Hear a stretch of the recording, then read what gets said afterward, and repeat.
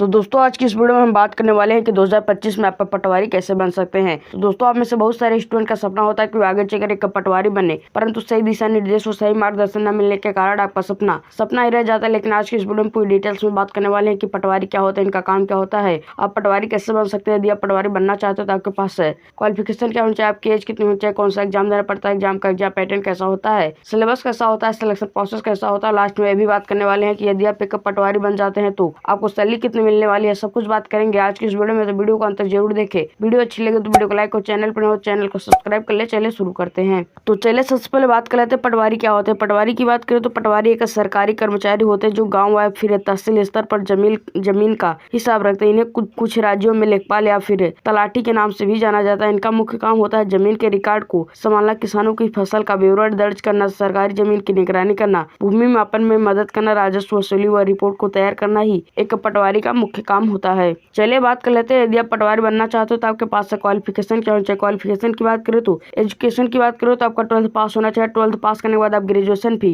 Complete कर सकते हो। कंप्यूटर का आपको बेसिक नॉलेज होना चाहिए, जैसे कि आप CCC, DCA इक्विवेलेंट जैसे कई सारे कोर्स होते हैं जिससे आप कर सकते हैं 12th पास करने के बाद। वहीं लैंग्वेज की बात करें तो आपको राज्य की स्थानीय भाषा का अच्छा ज्ञान होना चाहिए, जैसे कि हिंदी, मराठी, पंजाबी जैसे कई भाषाओं का, या फिर जिस राज्य से आप देते हैं उस राज्य की भाषा में आपको आनी चाहिए। चलिए बात कर लेते हैं एज लिमिट की। एज लिमिट की बात करें तो पटवारी बनने के लिए आपकी उम्र 18 से 40 वर्ष के बीच होनी चाहिए। वही OBC व SC कैंडिडेट के लिए 3 से 5 वर्ष उम्र में छूट मिल जाती है। चलिए बात कर लेते हैं पटवारी का एग्जाम पैटर्न कैसा होता है। पटवारी के एग्जाम के पैटर्न की बात करें तो सबसे पहले आपका रिटन एग्जाम कराया जाता है। रिटन एग्जाम को क्लियर करने के बाद आपका डॉक्यूमेंट वेरिफिकेशन होता है। डॉक्यूमेंट वेरिफिकेशन को कंप्लीट करने के बाद आपका फाइनल सिलेक्शन हो जाता है। रिटन एग्जाम पैटर्न की बात करें तो रिटन एग्जाम में आपका समान ज्ञान से 25 प्रश्न पूछे जाते हैं, जिसके लिए 25 अंक निर्धारित होते हैं। गणित व तर्क शक्ति से 25 क्वेश्चन पूछे जाते हैं, जिसके लिए 25 अंक निर्धारित होते हैं। कंप्यूटर नॉलेज से 20 प्रश्न पूछे जाते हैं, जिसके लिए 20 अंक निर्धारित होते हैं। वहीं ग्रामीण अर्थव्यवस्था व भू राजस्व प्रणाली से 25 क्वेश्चन पूछे जाते हैं, जिसके लिए 25 अंक निर्धारित होते हैं। समान हिंदी से 25 क्वेश्चन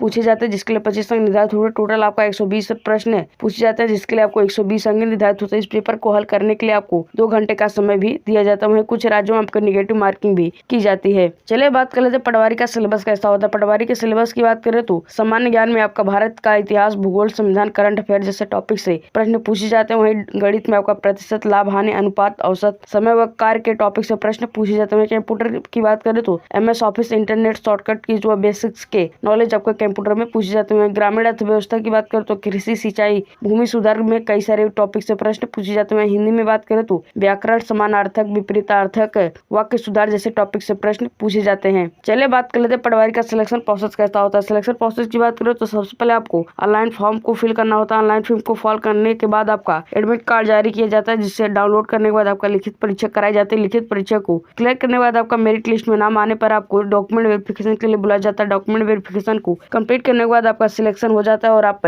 जाकर ज्वाइनिंग कर सकते हैं। चलिए बात कर लेते हैं पटवारी यदि आप बन जाते हैं तो आपको सैलरी कितनी मिलने वाली है। सैलरी की बात करें तो आपकी शुरुआती सैलरी लगभग 20,000 रुपए से लेकर 29,200 रुपए प्रति मंथ है। आप यहाँ से अर्निंग कर सकते हैं। इसके साथ साथ आपको कई सारे भत्ते भी प्रोवाइड किए जाते हैं, जैसे कि DA, HRA, TA, pension, insurance जैसे कई सारे भत्ते आपको सरकार द्वारा दिए जाते हैं। चलिए बात कर लेते हैं यदि आप पटवारी की तैयारी कर रहे हैं तो आपको कुछ इंपॉर्टेंट टिप्स के बारे में बात कर लेते हैं। इंपॉर्टेंट टिप्स की बात करें तो आपको रोज करंट अफेयर्स और सामान्य ज्ञान को पढ़ना होता है। इसके साथ साथ आपको गणित व तर्क शक्ति के प्रश्न को नियमित रूप से हल करना होता है। इसके बाद आपको पिछले वर्षों के पेपर और मॉक टेस्ट देना अनिवार्य होता है। इसके साथ साथ आपको कंप्यूटर का बेसिक कमांड याद रखना होता है। स्थानीय भू राजस्व नियमों को आपको अच्छी तरह से समझना होता है। चलिए बात कर लेते हैं भर्ती करने वाले राज्यों की। भर्ती करने वाले राज्यों की बात करें तो मध्य प्रदेश, राजस्थान, उत्तर प्रदेश, महाराष्ट्र, बिहार, हरियाणा, पंजाब, छत्तीसगढ़ जैसे कई सारे राज्य हैं जहां पर समय समय पर भर्तियां निकाली जाती हैं, जिसे में आप अप्लाई करके आप पटवारी के फील्ड में अपना बेहतरीन करियर बना सकते हैं। तो दोस्तों आज की इस वीडियो में हमने आपको पटवारी से रिलेटेड सारी जानकारी दे दी है। वीडियो से रिलेटेड कोई क्वेश्चन आपके मन में हो तो हमें कमेंट करके पूछ सकते हैं। वीडियो अच्छी लगी तो वीडियो को लाइक और चैनल पर हो चैनल को सब्सक्राइब कर ले। मिलते हैं नेक्स्ट वीडियो में, तब तक के लिए जय हिंद।